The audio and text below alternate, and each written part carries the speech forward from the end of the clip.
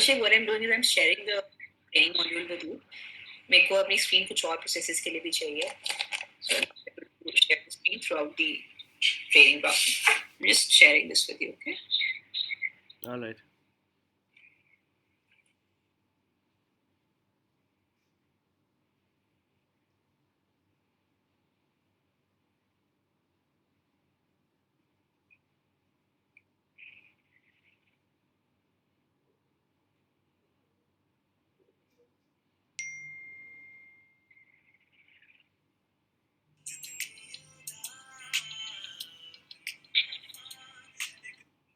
या ज्योति.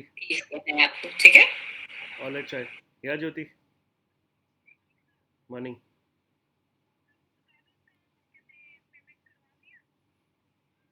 Fire insurance आज शाम तक पता लगेगा.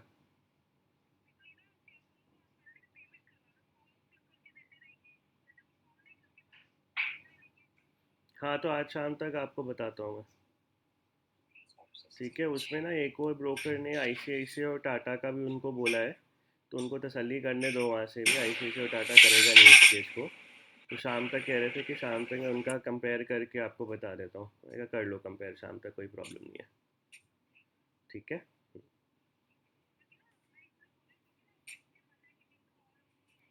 हम्म.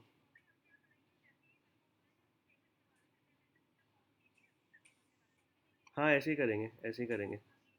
टाटा और आईसीआईसीआई मेरे हिसाब से तो नहीं करेगा. आप क्या बोलते हो? वैसे भी नहीं करेगा उस. आई डोंट थिंक टाटा भी कर पाएगा इसको.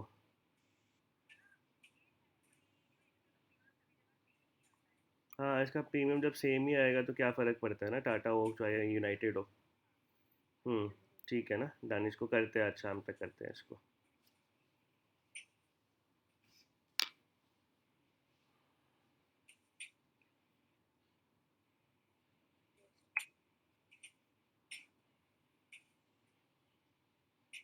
Have a video conference.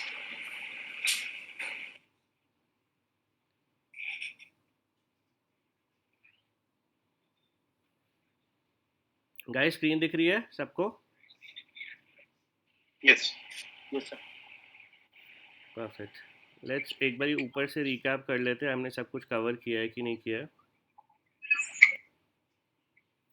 ये एएमसी आरटीए इन्हें भी सबको क्लियर है. Yes. Types of mutual funds में कोई डाउट तो नहीं है कहीं पे? अभिषेक स्लोली थोड़ा. These are the types of mutual funds.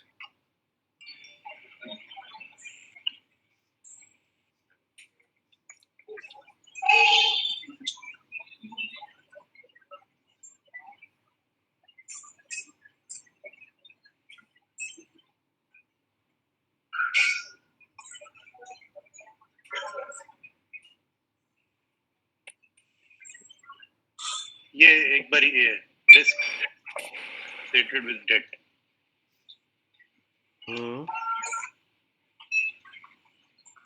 नीचे. सर ये मेरे को जी से कॉलेज समझना था. जी से टॉप. सो डेट में फिर से बता देता हूँ तुम लोगों को. डेट में मेनली जो कैटेगरीज होती है हमारे पास, 3 तरह की कैटेगरीज होती है. वन, सो क्या हम डेट में क्या ले सकते हैं? कॉर्पोरेट बॉन्ड ले सकते हैं, जो कि कमर्शियल पेपर और सर्टिफिकेट ऑफ डिपॉजिट हो गया. These are called corporate bonds. ठीक है. या हम Yes. जीसेक ले सकते हैं, विच इज़ गवर्नमेंट सिक्योरिटीज़. या फिर हम टी बिल्स वगैरह ले सकते हैं, विच इज़ ट्रेजरी बिल्स. इन तीनों के अलावा और कोई ऑप्शन नहीं होता है डेट पेपर्स लेने का. राइट.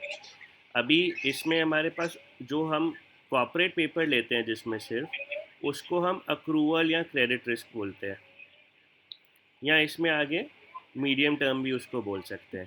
ठीक है. अक्रूवल, क्रेडिट रिस्क और मीडियम टर्म. अभी सेबी ने क्या किया, क्रेडिट रिस्क की अलग कैटेगरी बना दी है, मीडियम टर्म की अलग कैटेगरी बना दी है. ठीक है. बट दोनों में होते कॉर्पोरेट पेपर्स ही है. ठीक है.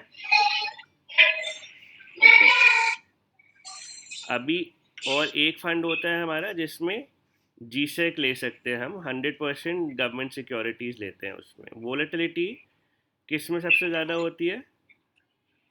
GSEC। GSEC में होती है। Ideally GSEC should be the safest, क्योंकि GSEC इज़ गवर्नमेंट सिक्योरिटीज़, तो government Related to the securities government, में जनरली सबसे सेफ रिटर्न होना चाहिए और वोलेटाइल सबसे कम होना चाहिए। बट एक्चुअली म्यूचुअल फंड्स में क्या होता है, म्यूचुअल फंड्स में GSEC का ट्रेडिंग करते हैं ये लोग। So what they do is they buy GSEC। अभी मान लो 6% पे चल रहा है GSEC, उन्होंने 100 रुपये के पेपर्स बाय कर लिए, एग्जाम्पल ले रहा हूँ मैं अभी, ठीक है, 6% पे 100 रुपये के पेपर्स ले लिए। अभी फ्यूचर में अगर आपका गवर्नमेंट सिक्योरिटीज़ का जो यील्ड है कम हो जाता है, मान लो 6 से 5.7 पे आ जाता है, तो आपके पास तो एक ऐसा पेपर है जो 6% दे रहा है, तो आप उसको अगर मार्केट में बेचने जाओगे तो 100 रुपये तो नहीं मिलेंगे, उसके ज़्यादा मिलेंगे, which is called a premium. तो आप अगर उसको मार्केट में बेचोगे तो 110 रुपये का बिकेगा वो, ठीक है। तो मार्केट में वो बिक जाता है 110 रुपये का। सिमिलरली अगर आपका GSEC का रेट 6 से 6.25 हो गया, मान लो ऊपर चले गया, तो आपके पास एक ऐसा पेपर है जो मार्केट से कम रेट दे रहा है, तो आप उसको 100 का 80 रुपये में बेचोगे, डिस्काउंट पे बेचोगे। इसलिए इसमें volatile interest rate volatility interest rate जो रिस्क होता है ये बहुत रहता है GSEC में।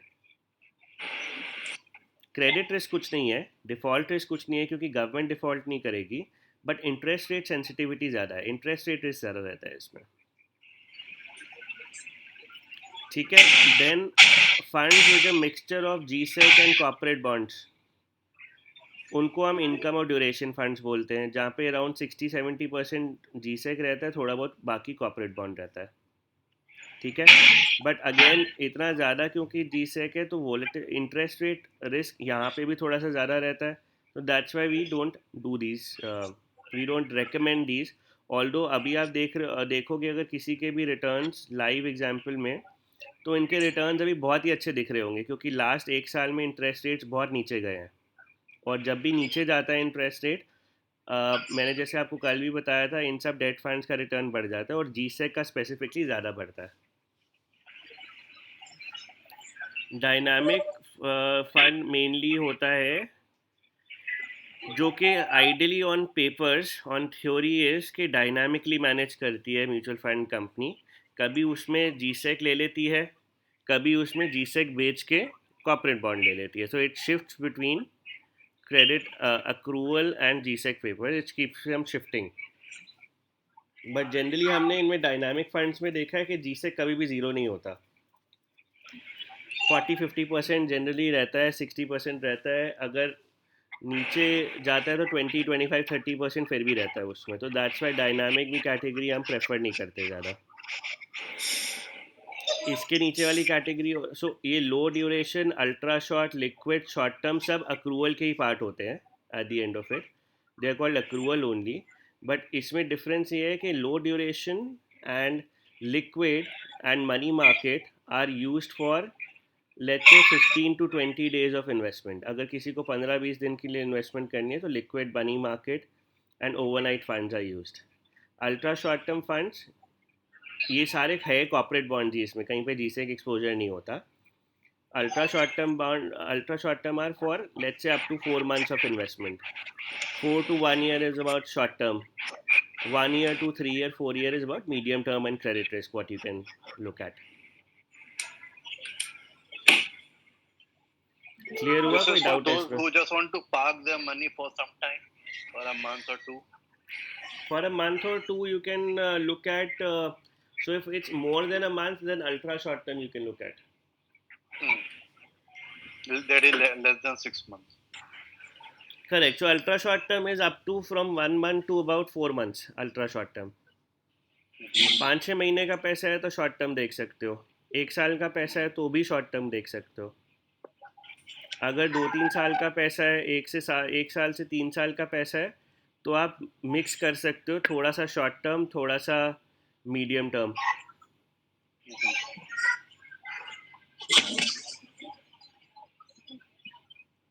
ठीक है। Okay.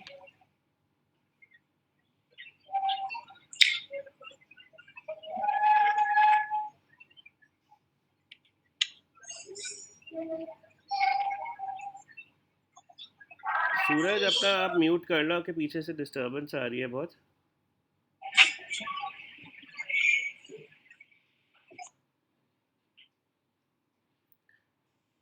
टैक्सेशन क्लियर था? हाँ टैक्सेशन ठीक है, यहाँ पे ये इसको मॉडिफाई करना है. शायद डीडीटी टैक्सेशन गलत लिखी हुई है वर्किंग मॉड्यूल में. I think we need to modify that. ये पुराना है, so this is slightly old. मैंने कल की मॉड्यूल में मॉडिफाई कर रखा था. This has been removed. Great. Indexation सबको क्लियर हो गई थी कल?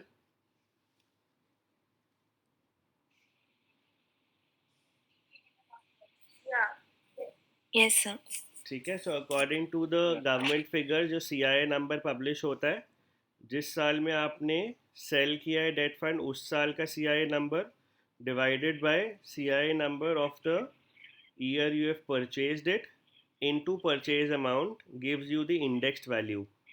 जो भी प्रॉफिट आपका इंडेक्स्ड वैल्यू और जो आपने एक्चुअल बेचा है जिस प्राइस पे, उसके बीच का जो डिफरेंस है, उस पे 20% का टैक्स लगेगा. ठीक है.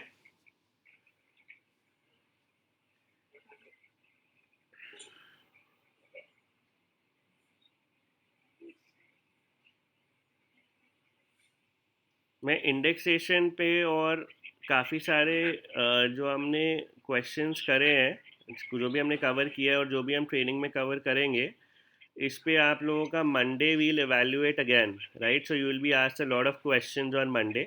सो I want you guys to please revise everything on the weekend this time. Okay. SIP, STP, SWP, how SWP is more tax efficient, ये सब सबको समझ आ गया था, राइट?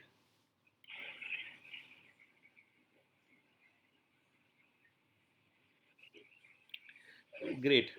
सो अभी डेट फंड्स पे आ जाते हैं, डेट फंड्स के टेक्निकल्स पे आ जाते हैं, then we will do equity fund technicals. ठीक है.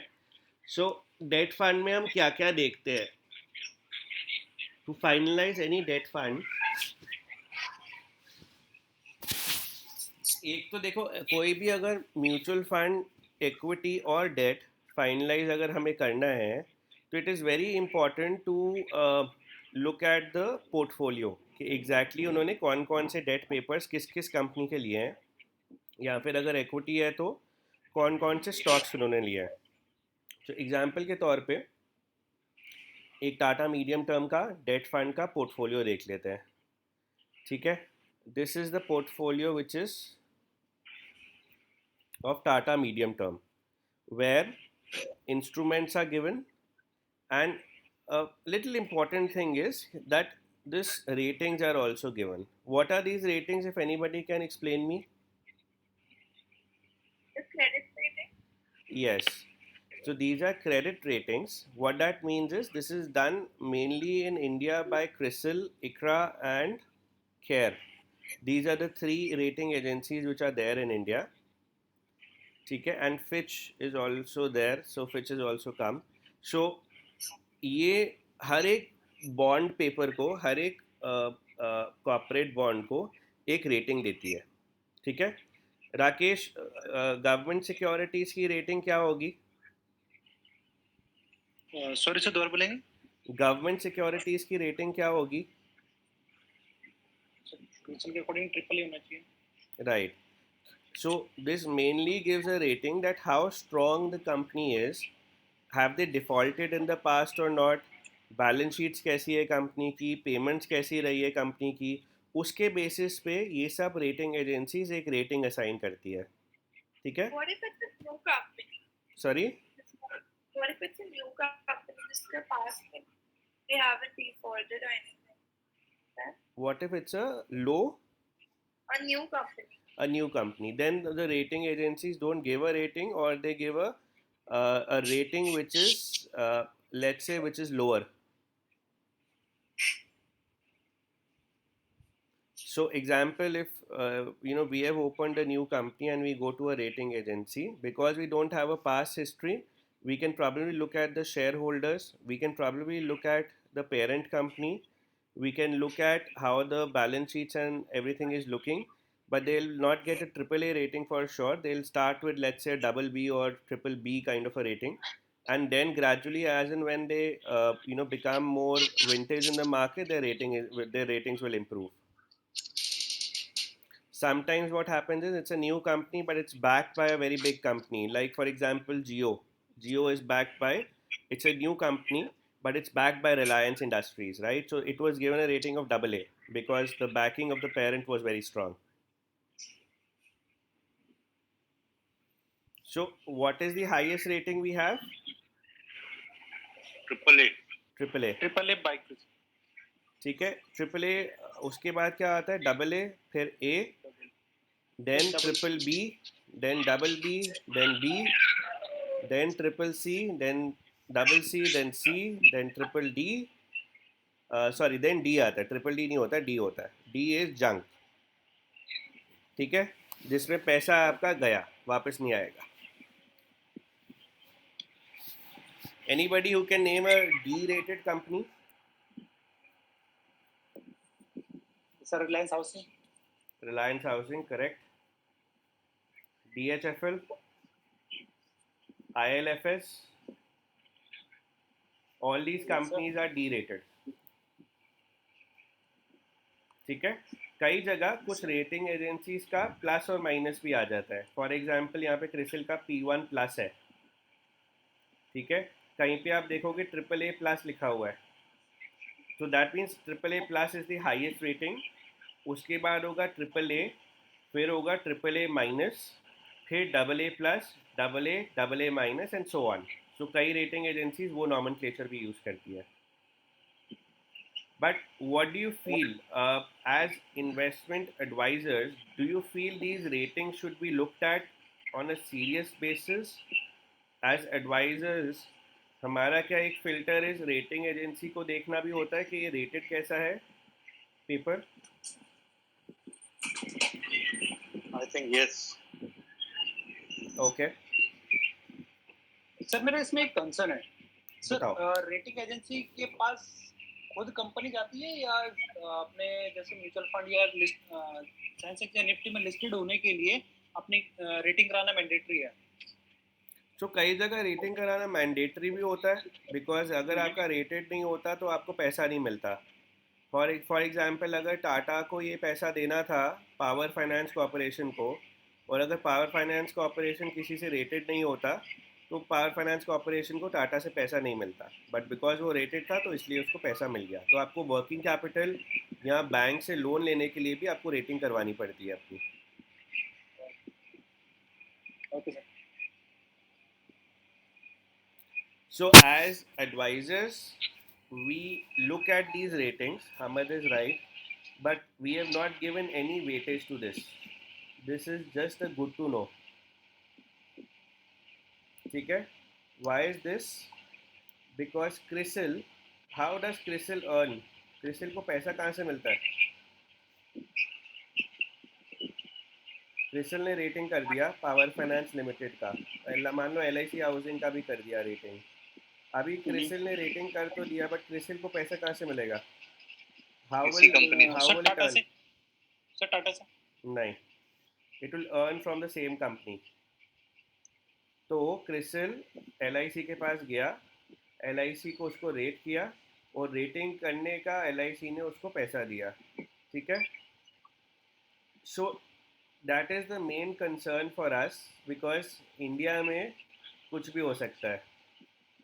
If LIC and CRISIL strikes a deal कि मेरे को ट्रिपल ए का रेटिंग दे दो and we'll pay you this additional amount, how do we know?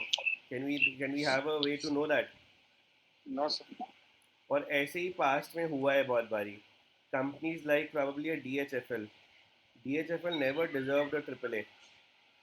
ठीक है, उसकी जो बुक्स थी, उसका जो लोन बुक्स था, Rakesh you would relate to it.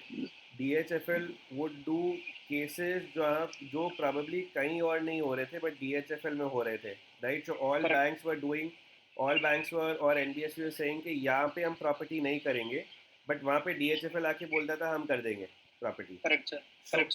if this was the case, that means कि बाकी बैंक्स का ड्यू डिलिजेंस था कि ये रिस्की एरिया है, या यहाँ पे बैड डेट होने का ज़्यादा चांसेस है तो हम नहीं करेंगे, बट DHFL को कोई परवाह नहीं थी. तो this kind of a company can never be triple A, but it was given a triple A, right. Similarly other companies like probably Reliance Housing, अगर इसमें प्रॉपरली रेटिंग करी गई होती तो this would have been downgraded probably 2 years back, but it was not. It was given a triple A rating. So rating agencies क्या है कि ठीक है, अभी थोड़ा सा after all of these defaults have happened, after ILFS, after DHFL, after Reliance Home Finance, now they are in the limelight, but before this they were not in the limelight. So we were not sure whether the ratings which are given by these companies are correct or not. So we used to do our own analysis on Power Finance Corporation कि Power Finance Corporation कैसा है. एक minute hold करना guys.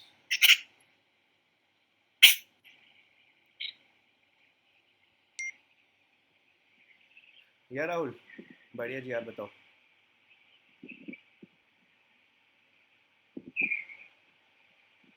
MSME यार भाई check करना पड़ेगा. अभी ना सरकारी बैंक्स कर रहे हैं ज़्यादातर,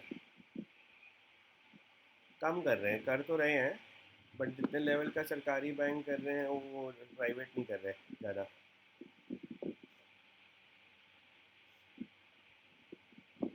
तो खुलवा देंगे, उसमें कोई प्रॉब्लम नहीं है. मैं चेक करके बताता हूँ. चाहिए क्या आपको?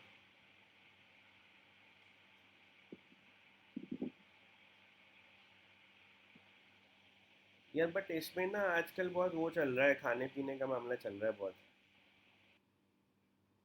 क्योंकि ये हुआ है ना, विदाउट गारंटी है, गवर्नमेंट गारंटीड है, तो बैंक्स काफ़ी मोटा मोटा पैसा खा रहे हैं भाई, टू बी वेरी सीरियस. हाँ यार, फेबररी तक आपका कोई डिफ़ॉल्ट नहीं होना चाहिए. You should not be a defaulter according to CIBIL. और आपका कुछ ना कुछ लोन चलता होना चाहिए फेबररी तक.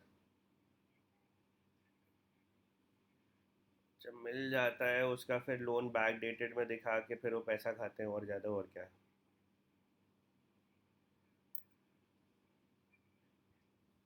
अच्छा, चेक करता हूँ मैं. कितना चाहिए आपको और आपके क्लाइंट को मिला के? कितना चाहिए?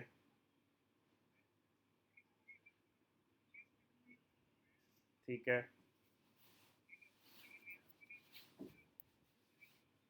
हम्म. आपको कितना चाहिए? वापस भी तो देना पड़ेगा.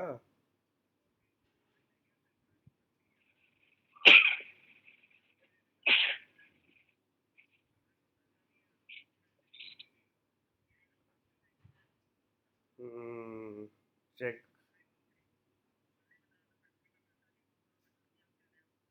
Correct correct. मुझे एक बार ये काम करोगे, अपना 2 साल का फाइनेंशियल मेल कर दो बस.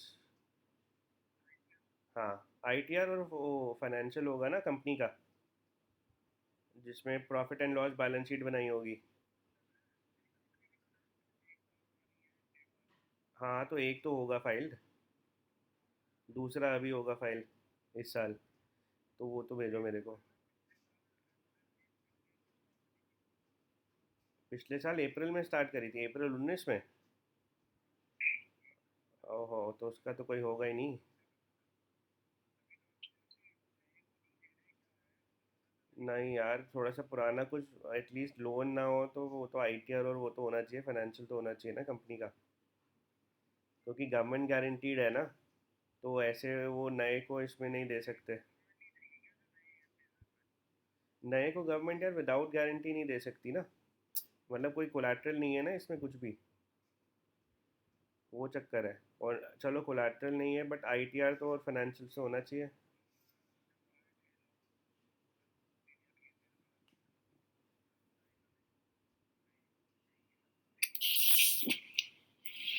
चेक कर लेता हूँ यार, मेरे हिसाब से तो नहीं है, क्योंकि कुछ फाइनेंशियल्स तो मांगेंगे ना नए को. हाँ. हाँ, उनकी फर्म से शुरू कर दो.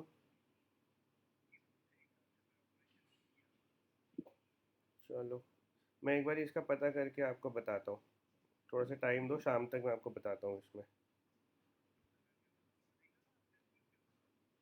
हाँ S B I blue chip तो ठीक ही था, उसमें कोई प्रॉब्लम नहीं है, चलता रहना। नहीं मैंने वो AMC से चेक नहीं कर पाया था उस टाइम पे, आज मैं ये भी निपटा देता हूँ आपका। हाँ ठीक है, आज आज कंफर्म कर देता हूँ आपको। ओके जी।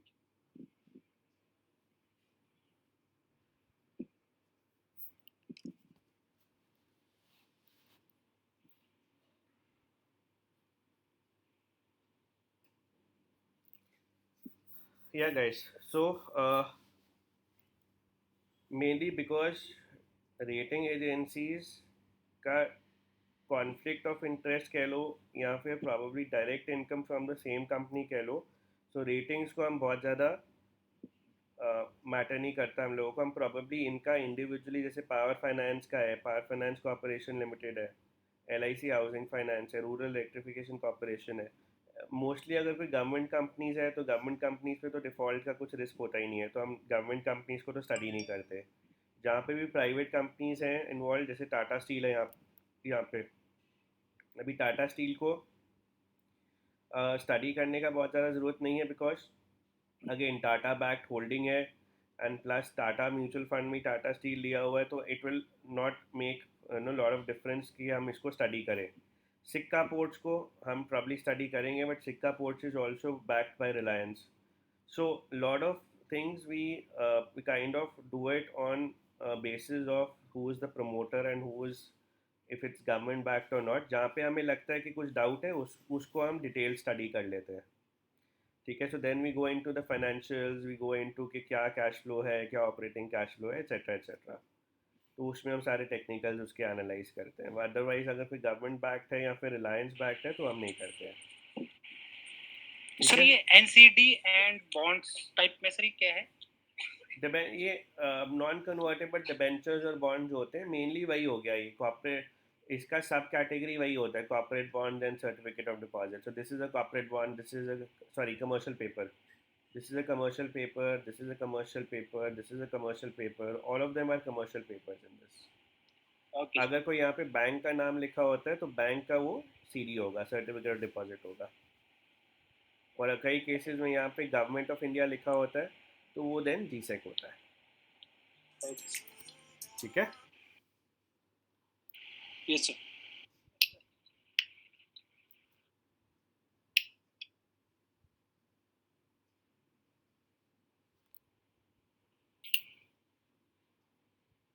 एक मिनट गाइस।